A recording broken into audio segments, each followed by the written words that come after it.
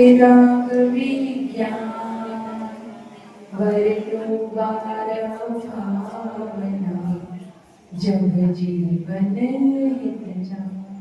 जे भगवंतानंद सिद्ध परमेश्वर भगवान की देवादिदेव मुलायची कुतुनाथ भगवान की परम पूज्य देवता प्रसाद सुंदर साधु जी देव की परम पूज्य आरिका श्रीमती माता जी की आरिका संघ की जिन्वाणी माता की श्रीमद जी धर्म की माता जी की चरणों में वंदना भी करते हुए तीन साधु की चरणों में इच्छा भी करते हुए आगे के शब्दों को आपके समझ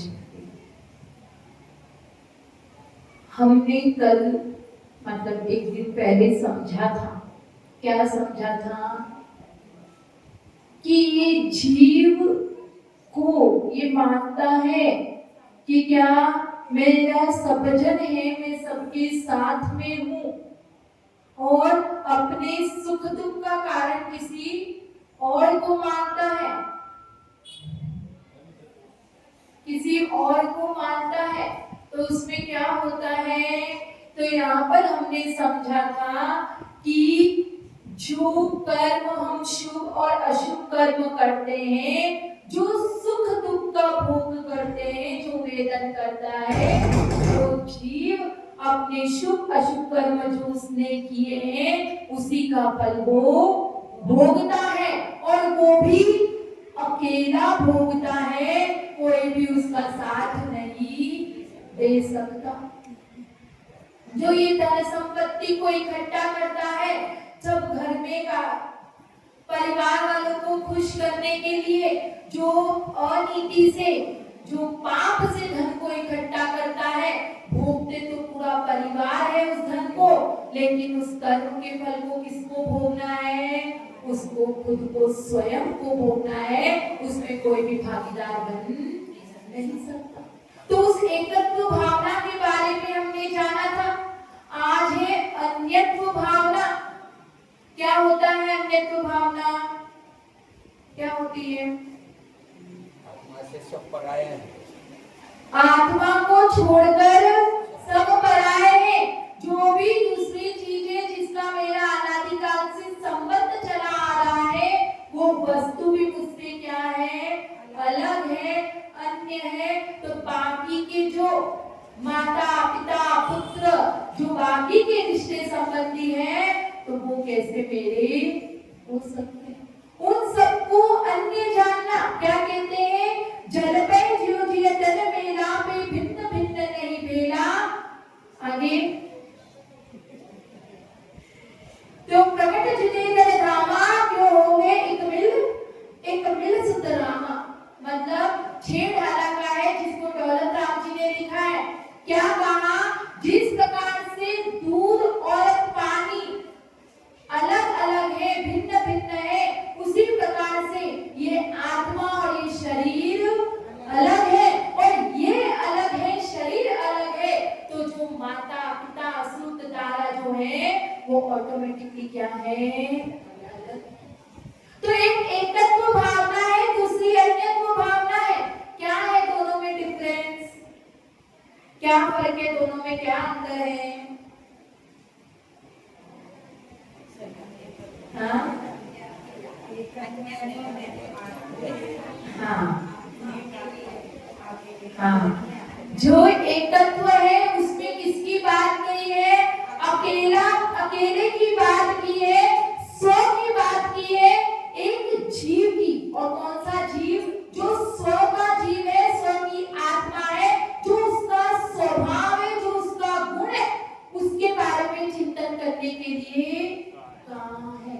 एकत्व भावना में मैं अकेला हूँ, मेरा कोई भी नहीं है, तो जो स्वभाव है उसके बारे में एकत्व में बात की। और अन्यत्व में क्या किया है?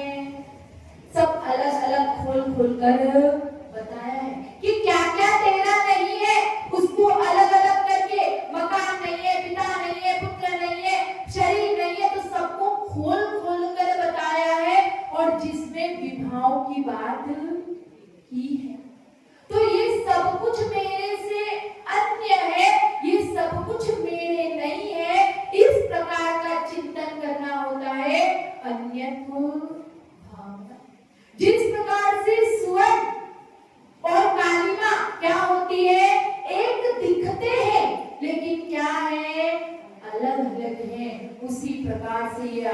और शरीर मिली जुली दिखती है, दिखने में आती है कि ये एक है, लेकिन वास्तव में ये सब क्या है, अलग अलग है। जिस प्रकार से कहते हैं कि आत्मा और शरीर में जब डिफरेंस देखने जाओ तो क्या होता है, आत्मा क्या है, अरूपी है और शरीर रूपी है। और क्या डिफरेंस है, आत्मा अमूर्तिक है और शरीर मूर्तिक है। और अरूपी और रूपी का मतलब क्या होता है, पहले देखो, अरूपी और रूपी,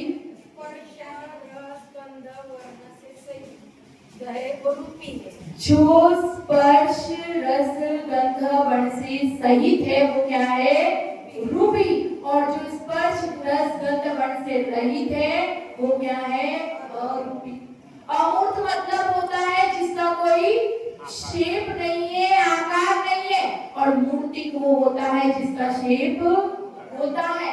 आत्मा चेतन है, शरीर क्या है, जड़ है। आत्मा किसका क्या, अतीन्द्रिय है, उसका इंद्रिय से ज्ञान होना संभव नहीं है। लेकिन जो शरीर है उसका इंद्रिय से भी ज्ञान हो जाता है। और कहा है, आत्मा सब संयोग वियोग से क्या है, परे है, लेकिन जो शरीर है वो संयोग और वियोग से सहित है। आत्मा स्व का द्रव्य है, स्वभाव में करती है, और जो ये शरीर है वो क्या है, पर है, और ये विभाव में परिणत होता। जब हम इस प्रकार का चिंतन करते हैं, जब दो को लेकर बात करते हैं, तो क्या होता है, भेद विज्ञान होता है। और अन्यत्व में हमें वही काम करना है, हमें भेद विज्ञान करना है कि मुझसे क्या क्या अलग है और मेरा क्या क्या है और जो मेरा क्या क्या नहीं है। इस प्रकार का चिंतन हमें यहाँ पर करना है। जिस प्रकार से डिब्बी में हीरा रखा गया है, क्या रखा है, हीरा। तो जिस डिब्बी में वो हीरा रखा है, तो क्या वो डिब्बी हीरा रूप है, नहीं ना। क्या आप डिब्बी को हीरा मानते हो, क्या नहीं मानते। उस डिब्बी से वो हीरा अलग है, पृथक है। उसी प्रकार से इस शरीर में आत्मा है, तो इस शरीर को आत्मा रूप कैसे मान लेते, तो ये भी अलग है, पृथक है। जिस प्रकार से डिब्बे से हीरा अलग है, जब डिब्बा ही अलग है तो बाकी की वस्तु क्या है, अलग ही है। उसी प्रकार से शरीर से आत्मा अलग है तो बाकी की चीजें भी अलग ही है। कुछ कहने की बात नहीं आती। जैसे एक कहानी आती है, एक क्या था, एक गाय थी, ब्राह्मण की गाय थी। तो वो ब्राह्मण बहुत गरीब था, तो वो क्या करता, तो वो गाय को छोड़ देता सुबह से, और वो चर के अपना आती, घास चर भर के आ जाती, शाम को आती। एक दिन क्या हुआ, उस गाय को रास्ते में एक दूसरी गाय मिली, और वो गाय जो थी वो बहुत चालाक और चतुर थी। तो उसने क्या कहा इस गाय को कि तुम बहुत दुबली पतली हो रही हो, तुम्हें कुछ खाने को तुम्हारा मालिक देता नहीं है क्या। तो वो कहती है, हाँ मेरा मालिक थोड़ा गरीब है तो कुछ नहीं देता। तो ठीक है, तुम मेरे साथ में चलो, और वहां पे बहुत हरी भरी घास रहती है, तुम वहां पे मेरे साथ में करना, और चलिए। ऐसा कहकर वो उसको एक बाड़े में लेकर गई, और वहां पे उसके साथ में घास चरने लगी। और क्या हुआ, जब मालिक को आता देखा तो जो चतुर गाय थी वो फटाफट भाग गई, और जो ये गाय थी उसे तो कुछ पता ही नहीं था, और वो पकड़ी गई। और फिर उसने उस गाय को बहुत मारा, और क्या कर दिया, कारागृह में, मतलब उसको एक कमरे में बंद कर दिया। अब जब इधर के मालिक को पता चला कि गाय अब तक आई नहीं है, तो उसने क्या किया, उसे ढूंढने गया और उसको निकल छुड़वा कर लेकर आया। तो अब दूसरे दिन वापस 2-4 दिनों बाद में वो गाय फिर से मिल जाती है, और वो कहती है कि क्या हुआ, तुम चलो मेरे साथ में। तो वो कहती है, मैं तुम्हारे साथ में नहीं चलूंगी, क्योंकि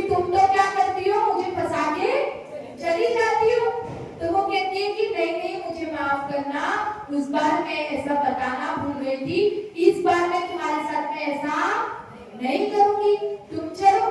तो ये तो भूली थी, चली गई और क्या किया, वैसे ही खाने लगे और फिर इसको छोड़कर वो भाग गई। और दूसरी बार इसके साथ में वापस वैसा ही हुआ। वापस से वो व्यक्ति आता है, मालिक उसे छुड़ा कर ले जाता है और इस बार वो क्या करता है, उसको ऐसे बांध देता है, उसके ऊपर इतना वजन डाल देता है कि जिसके क्या कहते हैं, लकड़ी घुसेड़ देता है, जिसकी वजह से वो चलने में असमर्थ हो जाती है। मतलब थोड़ा थोड़ा धीरे धीरे चल सकती है, ज्यादा तेज नहीं भाग सकती। फिर वो गाय 2-4 दिन बाद वापस मिलती है, वो कहती है क्या हो गया, तुम तो चलने में असमर्थ हो गई। तो वो कहती है कि मैंने तुम्हारा भरोसा किया, इसलिए मेरे साथ में ऐसा हुआ है। तो मैं कभी भी किसी से यही कहूंगी कि कभी भी किसी स्वार्थी का भरोसा मत करना। तो उसने बार बार धोखा खाया और दुख को सहन किया। उसी प्रकार से हम इस पुद्गल द्रव्य से क्या कर रहे हैं, मोह बांधे हुए हैं, इससे लगाव करके बैठे हैं। पता है ये हमें क्या करने वाला है, चारों गतियों का भ्रमण करवाने वाला है, चारों गतियों को दुख देने वाला। ये क्या है, पुद्गल परमाणु है और हम उसी से मोह करते हैं और उसी पे भरोसा करते जाते हैं। तो आचार्य देव कह रहे हैं कि अब तो अपने अंदर स्व और पर को जानने का ज्ञान विकसित करो, उस भेद ज्ञान को अपने अंदर लाओ, जिससे उस गाय ने बार बार धोखा खाया, उस प्रकार से धोखा हम न खाए। हम अपनी सत्ता को पहचाने। हमें बहुत रहता है, क्या रहता है कि मैं सबसे अलग दिखूं, मैं सबसे अलग नजर में आऊं। तो क्या करते हैं, अलग अलग तरीके से तैयार होते हैं। मैं इस तरह की नेल पॉलिश लगाऊंगी तो क्या होगा, अलग दिखूंगी। मैं इस तरीके से ये शेड वाली लिपस्टिक लगाऊंगी तो अलग दिखूंगी। ऐसे बाल बनाऊंगी तो अलग दिखूंगी। तो आचार्य देव कहते हैं कि अगर अलग दिखना है तो कुछ करो ही मत, तो ऑटोमेटिकली अलग दिख जाओ, है कि नहीं। सब लिपस्टिक लगा रहे, नेल पॉलिश लगा रहे, बाल संवार रहे, आप भी कुछ भी मत करो तो अलग दिखोगे कि नहीं। तो इसी प्रकार से हमें ये भावना, अन्य को भावना कह रही है कि तुम अलग दिखना चाहते हो, लेकिन वास्तव में तुम अलग हो, सबसे निराले हो। तुम्हारा किसी से कोई कंपैरिजन नहीं है, तुम्हारी अलग से तुम यूनिक हो, तुम्हारी अलग से सत्ता है, किसी से तुम्हारा कोई लेना देना नहीं है।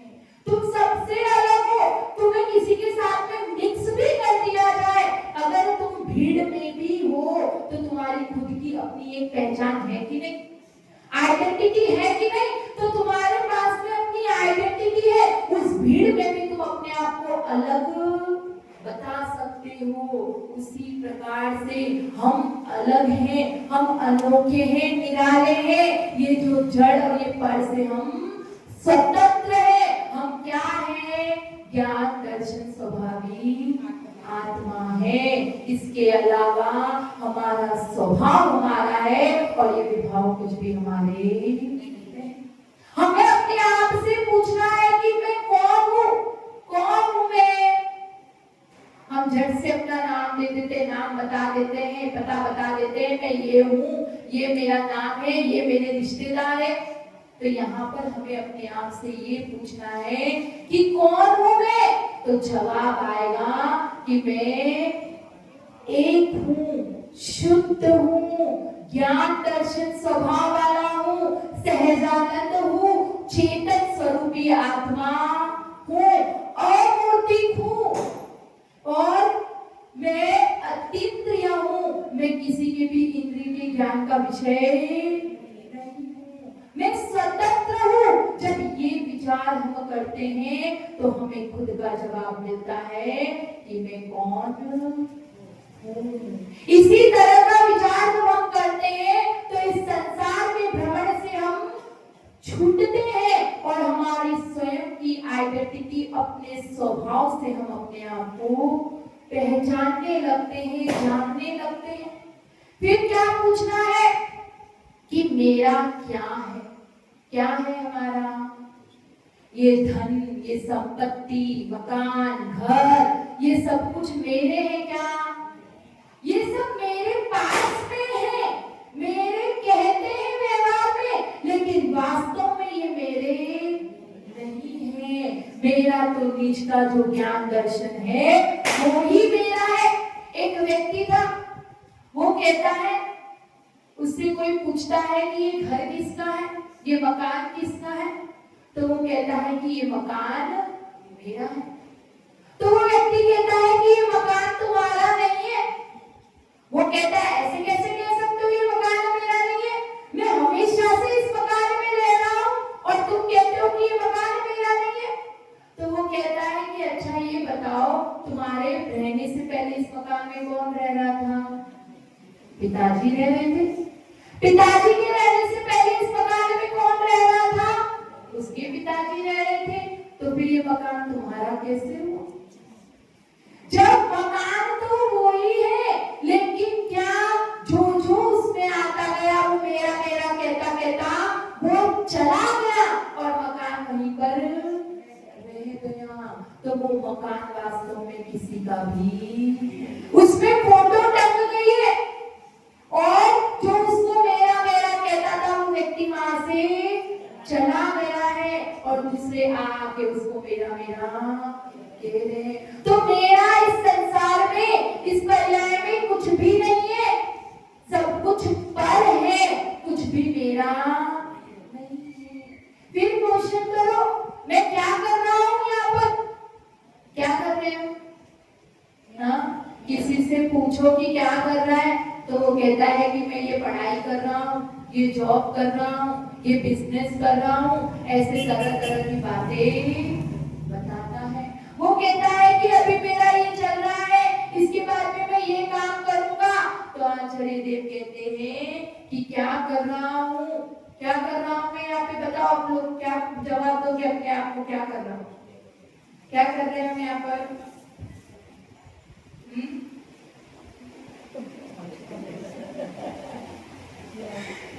हमें अपनी आत्मा की स्वभाव को जानना है, उसका प्रयास करना है, उसको देखने की कोशिश करनी है, उसको जानने की कोशिश करनी है। कहते हैं कि उसको सुनने के लिए अगर कुछ सुनना चाहते हो तो उसे सुनो जो आज तक सुना नहीं है, और उसको सुनने के बाद में कुछ भी सुनना बाकी न रह जाए। परिचय करना चाहते हो तो उसका परिचय करो जिसका आज तक परिचय किया नहीं है, और उसका परिचय करने के बाद में कुछ भी अपरिचित न रह जाए। उसी प्रकार से अगर कुछ अनुभव करना चाहते हो तो उसका अनुभव करो जिसको अनुभव करने के बाद में कुछ भी अनुभव करने के लिए बचे ना। तो किसका अनुभव करना है? किसका करना है? आत्मा का अनुभव करना है। आत्मा का अनुभव करने के बाद में इस संसार में कुछ भी ऐसा नहीं बचता जिसका अनुभव करना हमारे लिए बाकी रह जाए। और क्या करना चाहिए? तो हमें अपने क्या करना चाहिए? अपने आत्मा के हित का ध्यान करना चाहिए, अपना आत्म कल्याण कैसे हो और अपने आत्मा की सुधि लेने का प्रयास हमें करना चाहिए। तो मैं कौन हूँ, क्या है मेरे पास में, क्या कर रहा हूँ और क्या करना चाहिए। तो इस तरह का विचार करके हमें इस अन्यत्व भावना को अपने जीवन में क्या करना चाहिए? दृढ़ करना चाहिए। इस पे कवि मंगल राय जी क्या कहते हैं, उसको सुन लेते हैं। मोह रूप मृग तृष्णा जग में मिथ्या जल चमके, मृग चेतन नित भ्रम में उठ उठ दौड़े थक थक के। क्या कह रहे हैं कि इस मोह की वजह से वो जो मृग होता है, जो हिरण होता है, वो क्या करता है, मृग मतलब हिरण ही होता है ना, सही है? हाँ। तो जो हिरण होता है वो क्या करता है, प्यास के वशीभूत होकर वो क्या करता है, दौड़ता रहता है, दौड़ता रहता है। उसको ये मिथ्या फील होता है, ये भ्रम होता है कि वहां पर जल चमक रहा है, और वो जल को चमकता हुआ देखकर वहां पर दौड़ता है, और वहां पर पानी हमें उस मृग चेतन को मिलता नहीं है, और दौड़ दौड़ के फालतू में वो थकता है। उसी प्रकार से इस संसार में हम सुख की खोज करते जा रहे हैं, भागते जा रहे हैं, लेकिन वो क्या है, जिस प्रकार से वो जल चमक रहा है उसी प्रकार से हमें सुख का भ्रम हो रहा है। वास्तव में सुख है ही नहीं। जल नहीं पीवे प्राण गवाए, भटक भटक मरता, वस्तु पराई माने अपनी भेद नहीं करता। क्या पानी नहीं मिलता है, अपने प्राण गवा देता है, और भटक भटक कर वो अपने प्राण को छोड़ देता है, गवा देता है। और क्या कर रहे हैं कि वस्तु पराई माने, जो पराई वस्तु है उसको अपना मानता है, भेद नहीं करता, उसमें भेद विज्ञान नहीं करता है कि ये सब पर है, मेरा निज का कुछ भी नहीं है। तू चेतन और देह अचेतन, ये जड़ तू ज्ञानी, तू क्या है, चेतन है, और ये जो जड़ है वो क्या है, अचेतन है, वो तेरा स्वभाव नहीं है। इस बात को तू समझ ज्ञानी। जो ज्ञानी होता है वो ये जानता है कि मैं क्या हूँ, चेतन स्वभाव वाला हूँ, और ये जो बाकी की चीजें हैं वो क्या है, अचेतन है और जड़ है। मिले अनादि यत्न से बिछुड़ो, जो पेय और पानी, क्या, जो पेय और पानी, पेय मतलब दूध और पानी क्या है, जब मिल जाते हैं तो वो एक मेक दिखते हैं, लेकिन उनको भी प्रक्रिया करके, प्रोसीजर करके क्या कर सकते हैं, अलग कर सकते हैं, उनको भी अलग किया जा सकता है। उसी प्रकार से ये आत्मा और शरीर भले अनादिकाल से क्या है, साथ में है, इनका गठबंधन हुआ है, अनादिकाल से साथ में चले आ रहे हैं। एक शरीर छोड़ रहा है, दूसरा शरीर ग्रहण कर रहा है, दूसरा छोड़ रहा है, तीसरा ग्रहण कर रहा है, लेकिन शरीर को तो छोड़ा इस जीव ने नहीं है। तो करते आ रहे हैं, लेकिन जब इसको अलग करने का पुरुषार्थ करेगा, जब इसके लिए प्रयास करेगा, यत्न करेगा, तो ये भी क्या होगा, अलग हो सकता है, ये भी जुदा जुदा हो सकते हैं। तो रूप न्यारा जग से न्यारा, तेरा रूप क्या है, इस जग से न्यारा है। जो यहाँ पर दिख रहा है वो तुम्हारा रूप नहीं है, जो नहीं दिखता है वो तुम्हारा रूप है। तो तुम्हारा रूप जग से न्यारा है, सबसे अलग है, अब निराला है, और क्या है, बेमेल है। और कह रहे हैं भेद ज्ञान करना, इस प्रकार का भेद ज्ञान तुम करना। जो लोग पुरुष थके न लो तो लो उद्यम सो चलना। तो क्या कह रहे हैं कि जो पुरुष इस प्रकार का उद्यम करता है तो वो क्या करता है, पुरुषार्थ पूर्वक इस आत्मा से शरीर को, इस शरीर को आत्मा से अलग कर लेता है।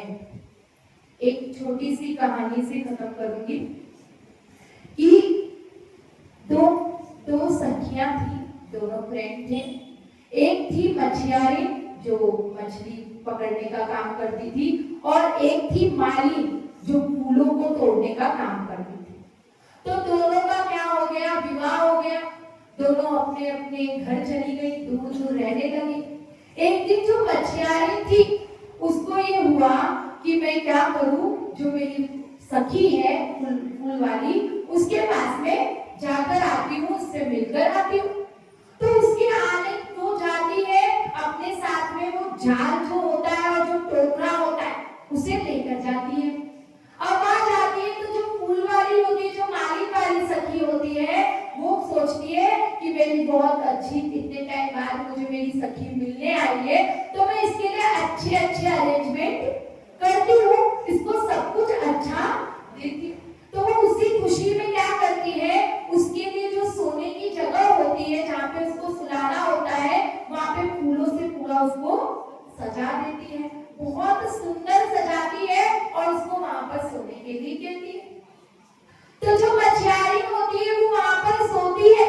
अब सोते सोते कितना समय बीत जाता है, वो सो ही नहीं पाती। तो उसको सखी पूछती है कि भाई बहन क्यों नहीं सो रही तू? तो वो कहती है कि मुझे नींद नहीं आ रही है, मेरा बहुत सिर दुख रहा है। तो वो कहती है कि क्या हो गया, चलो मैं वैद्य जी को बुला कर लाती हूँ।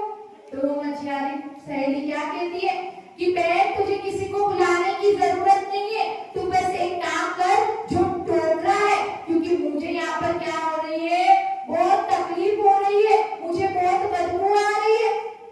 क्या हो रहा है? मुझे बहुत बदबू आ रही है, तो जो टोकरा और जाल है वो मुझे लाकर दे दे, उसकी सुगंध से मैं आराम से सो जाऊंगी। और वो उसको लाकर देती है और वो सुगंध को सुनकर उसका सिर दर्द भी गायब हो जाता है और वो आराम से सो जाती है। उसी प्रकार से जो इंद्रिय सुख है, जो इंद्रिय सुख को हम क्या कर रहे हैं, उस सुख को हम सुख मान रहे हैं, और जो आत्मा का सुख है वो हमें अच्छा नहीं लग रहा है, वो हमें बदबू दे रहा है, वो हमें दुख दे रहा है। जब बात आत्मा की करते हैं तो हमें नींद आती है, और जब बात हम संसार की करते हैं तो हमें क्या होता है, हमारी नींद कहाँ गायब हो जाती है। तो हमने जहाँ पर बदबू आ रही है उसको उस मछुआरे की तरह क्या किया है, सुख माना है, खुशबू देने वाला माना है, और उसी में हम रहना चाहते हैं। और जहाँ से हमें सुगंध मिलने लगती है, हमें सुख की, जहाँ पे हमें गुरु उपदेश देने लगते हैं, आत्मा के बारे में बताने लगते हैं, तो हमारे सिर में दर्द हो जाता है और हमें दुख की अनुभूति होने लगती है। इसीलिए हमारे अनादिकाल के संस्कार ऐसे पड़े हैं, उस दुख में रहते रहते रहते रहते हमें वो दुख ही सुख रूप लगने लग गया है, और जो सुख रूप है वास्तव में उसकी तो हमें सुधी ही नहीं है। तो हम इस अन्यत्व भावना से अपने जीवन में, क्योंकि अगर कालिमा और स्वर्ण को एक मानोगे तो कभी भी स्वर्ण को हम प्राप्त नहीं कर सकेंगे, क्योंकि स्वर्ण तो पहले क्या होता है, पाषाण पत्थर ही तो होता है। तो जो उसको पहचानने वाला होता है वो उस कालिमा के अंदर, मिट्टी से सने हुए पत्थर के अंदर भी क्या कर लेता है, स्वर्ण की पहचान कर लेता है। तो अगर उसकी पहचान नहीं करेंगे तो कभी भी हमें सोना प्राप्त नहीं हो सकता। उसी प्रकार से इस शरीर और आत्मा को अगर एक मान लिया तो कभी भी हम इस आत्मा को इस शरीर से मुक्त नहीं करा पाएंगे। तो हम इस प्रकार का चिंतन करें, जिस प्रकार से वो जल से कमल क्या रहता है, भिन्न रहता है, कीचड़ से भिन्न रहता है, उसी प्रकार से हम इस संसार में रहकर भी उससे भिन्न होने का पुरुषार्थ करें और अपनी आत्मा का कल्याण करें। जय गुरु से सुंदर सागर गुरुदेव